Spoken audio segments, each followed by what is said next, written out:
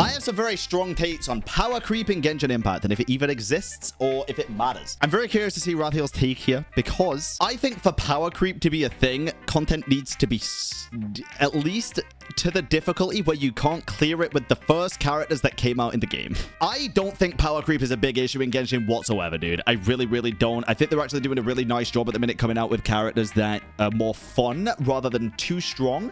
But they are very strong as well, that's the thing. Honestly, the biggest power creep is with exploration.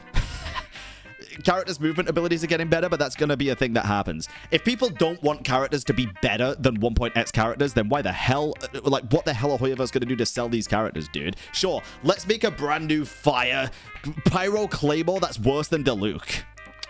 5 days ago. Okay, so this is a very new video. Be collapsing in on themselves at the moment. Let's talk about something different. That being the continually increasing power of newer characters in relation to older units that leave older units feeling replaced or at worst obsolete, thus encouraging players to continuously switch to newer units to keep up with the ever-advancing arms race. Or this is like I don't think that is a problem in Genshin at all. I have never felt like I can't play an older character because a newer one's just better. Like I can still go use my Sing Show or my Diluc or like any character, pretty much any character. Instead of that mouthful, simply just power creep. The most simple definition of power creep is just newer units being better than older units, which is natural for a game that is evolving and constantly adding characters. It is. It has to be the case. Otherwise, they're not going to sell the characters if they're not marginally better than previous characters. And not only is it natural, to a certain degree, it is healthy, as long as it's kept in check. About 2 years ago, shortly after Samara's... Not only is it good for the company because then they can sell the characters, it's also good for us as consumers because if you're playing a game for 3 years and a character comes out tomorrow that is worse than a character that came out 3 years ago, you're going to feel disrespected. Daya.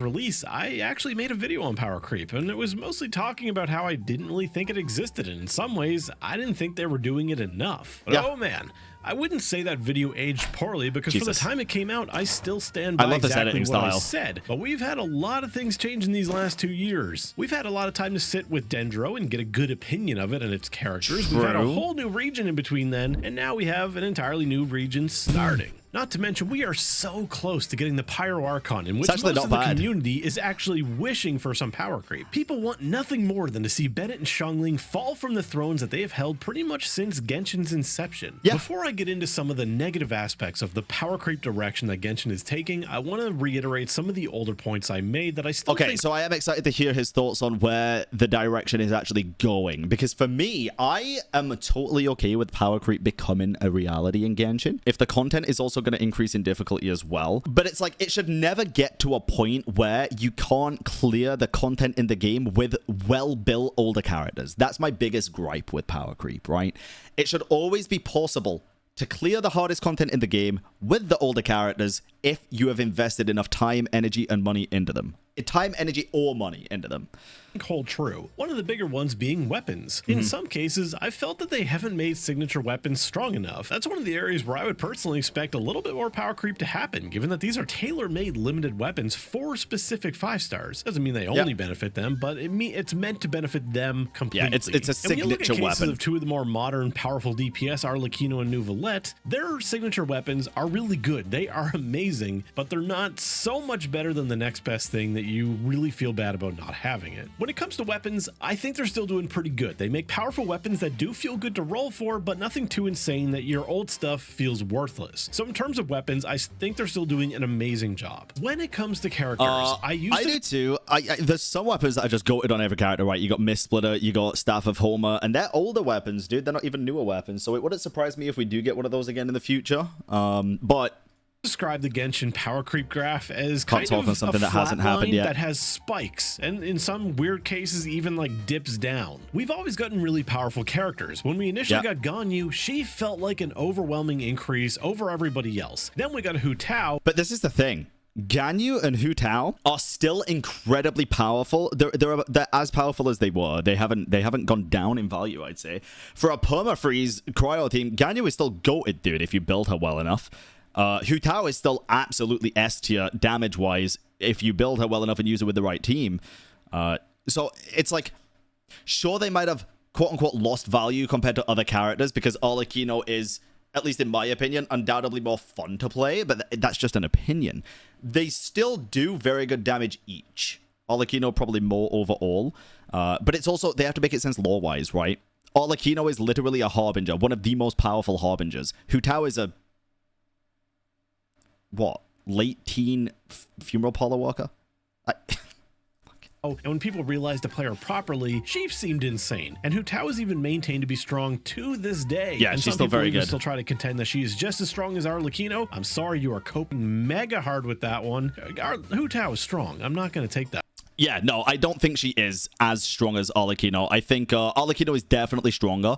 But to say that Arlecchino has power crept Hu Tao, I think a lot more has to be taken into account at that point, other than just Arlecchino do big number.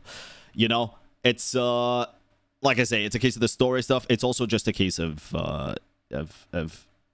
having to sell the character, like I said, and characters feel fun. You don't want Hu Tao 2.0. I don't want Hu Tao 2.0. That from you, but Arlecchino... I still think to this day, by the way, and I want to make this abundantly clear, Hu Tao is a fantastic character. I think C0 Hu Tao feels like an incomplete character, and I feel like her C1 should be standard at C0 because she just feels good to play at C1. I think she feels shite to play at C0, and Arlecchino feels good to play no matter what. Well, she is part of the reason this video is even being made in the first place. Not with Shen Yun. Yeah, but we're not going down that rabbit hole of this character makes this character playable, because that's even worse than just getting a con, in my opinion. Needing another entire character to make a character feel playable is wild. But more on her later. And it's not even all DPS. We got Kazuha extremely early. That shouldn't be okay. One of the best units to this day. I want to still talk about some of the things that came after all. I'm just talking about the overall timeline. You know, we got Raiden Shogun, really powerful with constellations, and at the time was an incredible DPS. As for the other DPS that released around the time of Raiden Shogun, or just in version 2.0 in general, you know, Ayaka, Ayato, Ito, Yoimiya, very average DPS. No one that really rocked the boat too hard. This trend even continued on into 3.0.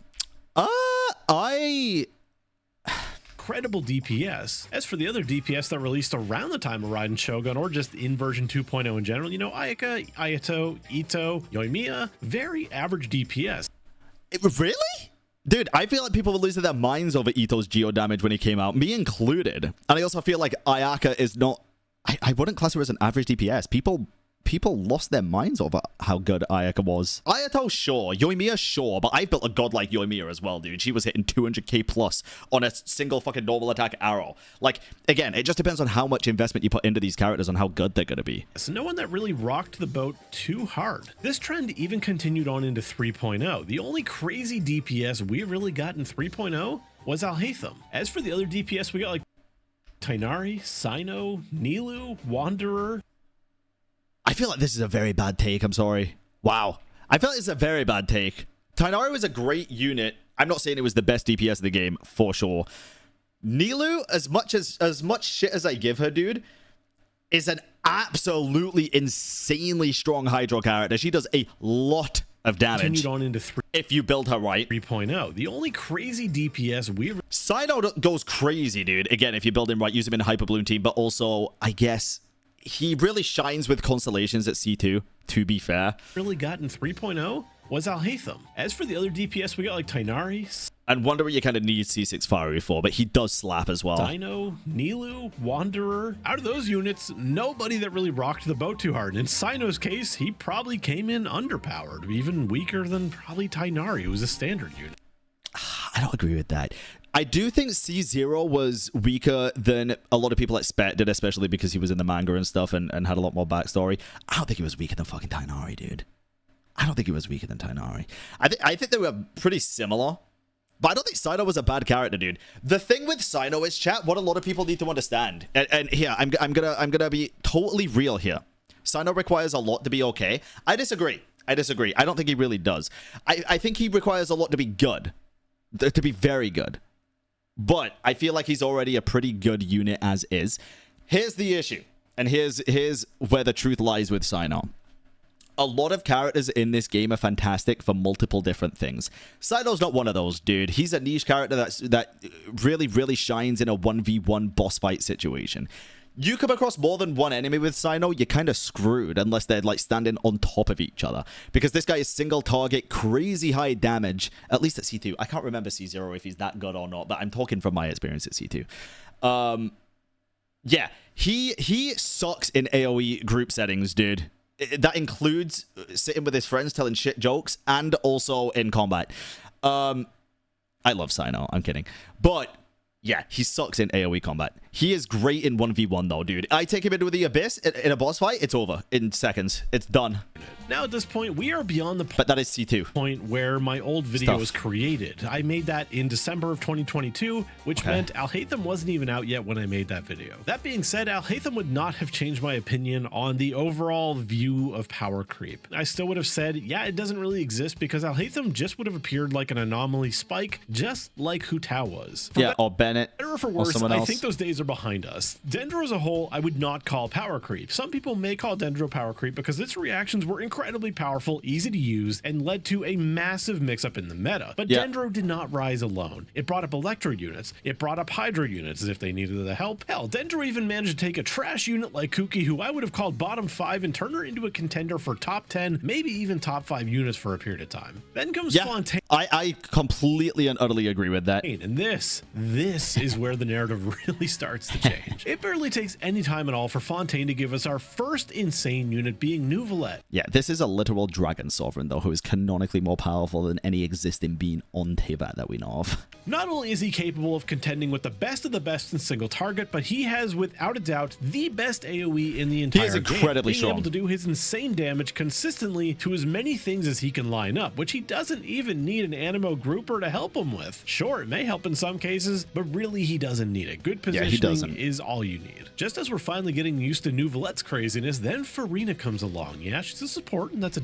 Yeah, honestly, for this one, I can kind of see this one because she's not technically even the Archon, right? And she got a vision afterwards as like an ordinary person, which was very sweet, and that's what it was all about. Canonically, she's just not very strong. She's okay with that, and people have said that. But in gameplay, she's insane. A different category than Nouvelette being a DPS, but Farina is so goddamn insane that it almost becomes like a meme for a while of everybody being like, hey, did you hear my main got buffed? Because Farina buffs literally everybody. Yeah. Not only is Farina giving a damage percent buff that makes Yelan weep tears of sadness, but she is doing it to the entire party, not just whoever is on field. We're not even done with her craziness yet, because her being in the party allows any DPS to use the Marichos Hunter set. There are DPS that prior had no sets that really felt appropriate for them, and this set is so incredibly generic that if you can activate it, you can use it, and Farina allows anybody to activate it. Luckily for us, it's not as if Farina rose to power by herself. Every single healer in the game has benefited from Farina's existence. They became better for her existing. Despite that benefit, her level of power creep is undeniable, and I didn't even mention her personal... Wait, how did he pronounce it? Use the Marichos Hunter set. There are DPS that prior... Luckily for us, it's not as if Farina rose to power by herself. Every single healer in the game has benefited from Farina's existence. They became better for her existing. Despite that benefit, her level of power creep is undeniable. And I didn't even mention her personal damage, which is pretty damn good considering it has no activation requirement. You just need to be standing near any enemy or fire pit and they will go nuts. It's insane. Shortly after Farina, we get Shiori, which in the grand scheme of things, certainly not a power creepy unit. She was not some insane support that came and disrupted the meta, but what she did do is basically one-to-one power creep albedo, which left a little bit of an ick in some people's mouths. When done properly, this can be a pretty acceptable level of power creep. I'm not so sure if people really have a problem with Xingqiu and Yelan, for example, or a more recent example being like Shilin and Kazuha. The thing about supports is most of the time when you just make a basically better version of one, we just get to have two, which is something that is incredibly nice. DPS, on the other hand, incredibly competitive. You only have 2 slots. Genshin is not a game that supports double DPS comps, so when one is just... This is the thing, though. It is. It just depends, right? Because you get on-field and off-field DPS as well. You think you disagree with his broad definition of power creep? I do too. I do too. But you can also run 2 different DPS if you want. Sure, it's not going to feel as good as running 1 DPS and then supports ever, in my opinion. But technically, you can just run multiple DPS and you'll be fine. Is way better than the rest, they're going to get a lot of attention. Which, speaking of, given Nouvelette's power, I was expecting no one to really match him or take his spot for quite a while. But then, not too long after, we get Arlecchino. While a lot of people probably could have seen it coming with Arlecchino, given how popular she was, and the fact that she's a Harbinger, not that that has done... That's the point, it's still not good. Well, that wasn't the point, though, on the other hand, incredibly competitive. You only have 2 slots. Genshin is not a game that supports double DPS comps. Genshin is not a game that supports double DPS comps. but it does support it. It really does. Again, there's no such thing as like DPS is such a broad spectrum, dude, because do you class any off-field DPS as a support character then? Or do you class them as off-field DPS? Do you class them as a DPS character? Tainari, for example, what is Tainari? Because you switch to him for 2 fucking seconds, use his E and pew pew pew. Is that not a DPS character? A quick swap DPS character? Who you got to use with another main DPS? Like, of course it does. It's just such a, it's a very broad definition of DPS. Comps. So when one is just way better than the rest, they're going to get a lot of attention. Which, speaking of, given Neuvlette's power, I was expecting no one to really match him or take his spot for quite a while. But then not too long after, we get Arlecchino. While a lot of people probably could have seen it coming with Arlecchino, given how popular she was, and the fact that she's a Harbinger, not that that has done Child or Tartaggles any good, I was both pleasantly... Child's one of the weakest. Okay. Again, dude, I feel like this is so, like, it's just wrong. Because, like, there's a big difference between fucking Arlecchino's rank and Tartaglia's rank when we know what we know about the Fatui, right? Child is the weakest of the fucking Harbingers. And he's a pretty strong character, man. He's a pretty strong character. Arlecchino's up there with the best of the best. Arlecchino. While a lot of people probably could have seen it coming with Arlecchino, given how popular she was, and the fact that she's a Harbinger, not that that has done Child or Tartaggles any good, I was both pleasantly and delightfully surprised with her absolutely absurd level of power. She is death incarnate. You see, unlike Neuvlette, Arlecchino has flexibility in... I agree with this. I think Arlecchino is a more fun unit than Neuvlette. Spades. Possibly even more important than just flexibility, she doesn't need Farina. And in the modern landscape of Genshin Impact meta, not needing Farina and still being powerful is probably the... She can really benefit from Bennett, though, which, welcome back to fucking 2.0, 1.0, 3.0, 4.0. Single best attribute you can have. Neuvlette, for better or for worse, is pretty much married to always being in a team with Farina if you want to maximize his effectiveness. He is so unique and weird in the way he plays that he just doesn't work with most characters, and Farina just so happens to synergize with him pretty much perfectly. Now, Arlecchino, on the other hand, put her in Overload, put her in Monopyro, put her in Double Vape, just like you've been doing with your Hu Tao for many years. She can do many different things with many different teams. Okay, but him saying all this and playing her in a team where Hu Tao is just better is a bit funny. I was thinking, like, with the Zhongli and stuff, I was like, but yeah. Many different supports, and she is ludicrously powerful in all of them. Add insult to injury, she goes well beyond that with so much favoritism. Not only does she get a transforming weapon into a scythe that made a lot of people collectively freak out, but she also does other... Yeah, so I'll keep it a buck. I think a bigger thing, rather than actual power creep, is aesthetic power creep of characters. And I think giving a character, one character... a weapon that you have to pay for. So not only do you have to pay for the character, you have to pay for the weapon to get something to look better on one character. I think that's kind of gross, dude. I think that's kind of gross. I think if you're going to pull for a weapon, it should look that cool on every fucking character. Or make it a free thing for that character to just have a weapon skin. So that you can, like, toggle on a weapon skin for Arlecchino so she always has that cool looking scythe. And then anybody else can use any other weapon. It is what it is. I don't think the aesthetic look of Arlecchino's weapon on Arlecchino should be locked to Arlecchino. Weird, stupid crap like being able to... I really don't. Just thank you for the 20 biddies. Head to bed because it's 2 a.m. so happy streaming. Thank you. I appreciate it. Have a good sleep.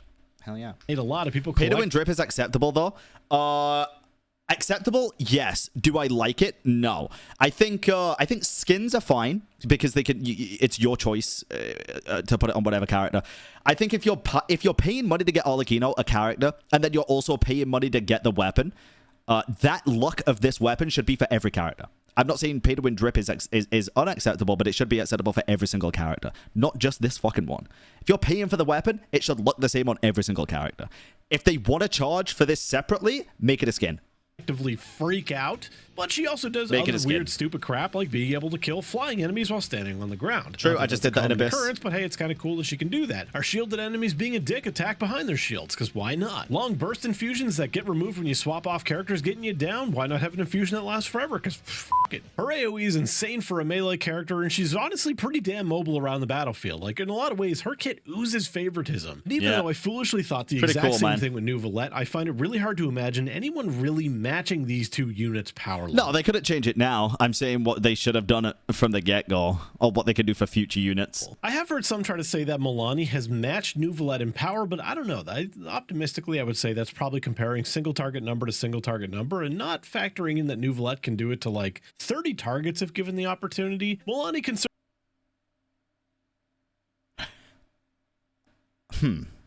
Interesting. I feel like that's very interesting. No, I agree with other people. At the end of the day, Milani's doing like 300k nukes on a small group of enemies. Neuvillette's doing 30k or 40k ticks on a group of enemies. It's pretty much the same shit. Like, they're about as good as each other, I think. But I don't know. Optimistically, I would say that's probably... I think Neuvillette feels easier to play. Single target number to single target number, and not factoring in that Neuvillette can do it to like 30 targets if given the opportunity. Milani can... You're never going to be given the opportunity to do it to 30 targets, though. I'm sorry. That just feels disingenuous. Certainly hit some big numbers, and to some people... There's never going to be a situation in the fucking Spiral Abyss where there's 30 fucking enemies around you. Or Imaginarium Theater where there's 30 enemies around you at the same time. Scratches the right itch in their brain, but to say she's as strong as Neuvillette and Arlecchino, I just don't know about that one. Now, but she is, though. She does the damage. She just is. She doesn't feel as smooth to play, in my opinion, but the damage numbers are there. Just same as Kenichi, dude. Kenichi damage numbers are fucking wild. What I do know is that the final subject of this, Shilinin, is basically the sign of the apocalypse coming. If somebody... She's a very good unit. Told me a year ago that Kazuha was going to be power crept pretty decidedly, what I would have assumed is that you meant to say that 30k a tick times 30 enemies is 900,000 ticks total damage, though. That's a 15-second nuke. 30k a tick times 30. Yeah, but you're never going to get 30 enemies. That's what I'm saying. It's just never going to be a thing. And even if you do it to 10 enemies, which is very rare, that's 300k, which Milani does on a good build. every single DPS that belongs to any of the swirlable elements that Kazuha buffed all got power crept by Animo, Geo, or Dendro DPS. Kazuha has such a good, concise kit that buffs so many units in a very generic, easy-to-use way that I would have never assumed that he would just be directly power crept. And I need to make this very clear. Kazuha has not been directly power crept. He has not. Generic, easy-to-use way that I would have never assumed that he would just be directly power crept. And while in many ways he does still have a place in the meta alongside Shilinin, Shilinin just does what he does for a lot of units, but a little bit better. She has no grouping. That's one of Kazu's main thing. No, dude, come on now. This is just getting ridiculous. I completely fucking disagree with this. Kazuha has not been directly power crept. They are two completely separate units. Most situations, Kazu is still better, I'm pretty sure, than Xilonen. Xilonen is a god tier unit as well. They're two of the best supports in the game. But, like, if one of them's better than the other, it's, like, this fucking much, man. Kazu has a whole extra element to his kit, which is grouping. I think this is a bad take. Would just be directly power crept. And while in many ways he does still have a place in the meta alongside Shilinin, he hasn't lost his place in the meta. Shilinin just does what he does for a lot of units, but a little bit better while also healing. You know, at some points in the game's history, adding just a heal to Kazuha's kit would not have always changed so much, because usually he's paired with Bennett. But once Farina came along, not only did healer stocks go way the hell up, but Bennett also became a harder fit in a lot of teams. With her signature and the right artifact set, Shilinin basically gives another Farina-sized damage percent buff again to the entire party potentially. She's even got the resistance shred, except hers is a lot easier to use given that it's an aura around her instead of a debuff you apply to enemies, with a longer duration. Look, she's new, we all know what she does, and it's marginally easier, I'd say.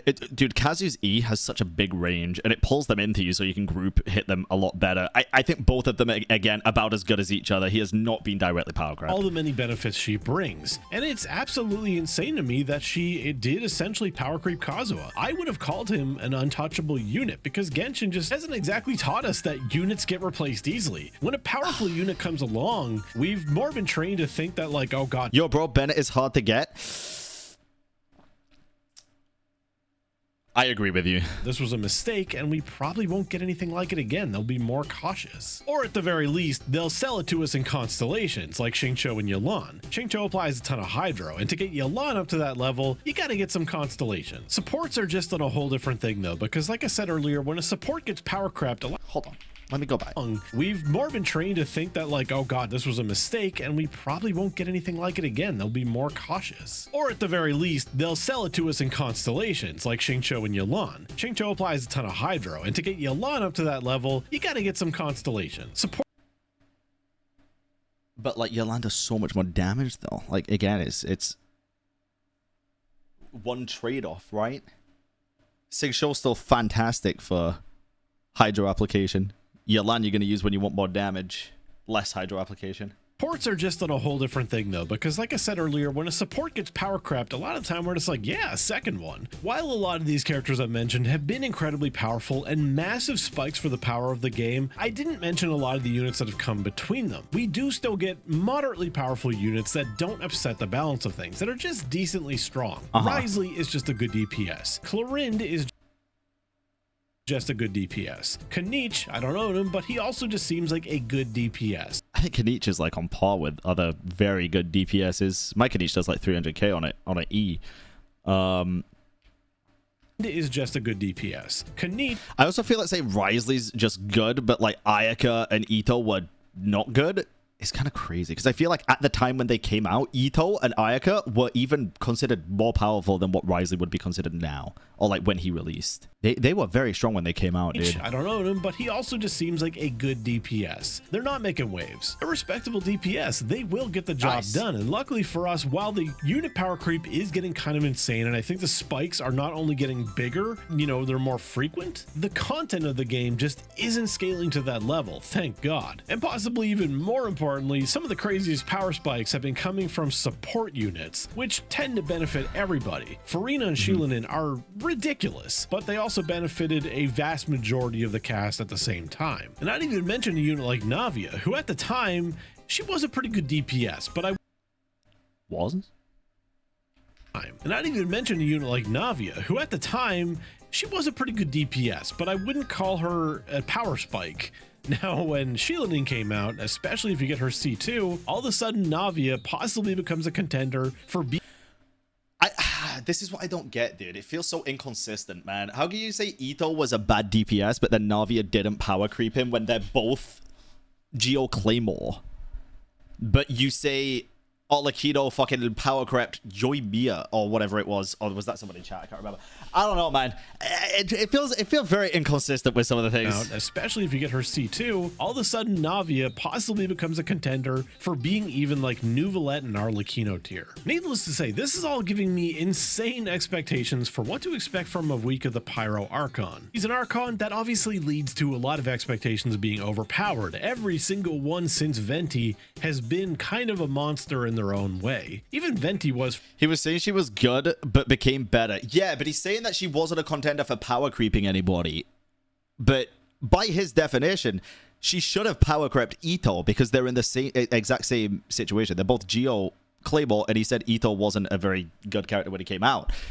But Navia's godlike, dude, for a Geo Claymore. For a Geo character in general, she's very, very strong. I think the strongest Geo character in the game. And there's just been a lot of characters that I feel like he said have power crept others when they really haven't, dude. I really don't think Jalona has power crept Kazu as much as he's saying. It's definitely not a direct power creep. I don't know. I just disagree with a lot of the takes, I think. For a time, they just kind of screwed him over with a bunch of mobs that, you know, don't really... That's a beautiful artifact. Jesus Christ. Really get impacted by his ability. Yeah, I think the days of the flat line or even steady incline graph are a little bit behind us. I believe things will start climbing pretty steady. Maybe he's included weapons and artifacts in his considerations. No, he did those separately. He's already spoke about that. That's what I'm confused about. Steadily at this point, and spikes will get a little bit bigger. But let's just hope in terms of power creep, we don't quite get as crazy as Star Rail has been. Attaboy! Yeah. I don't know, man. I don't know. I just disagree. Respectfully, I think.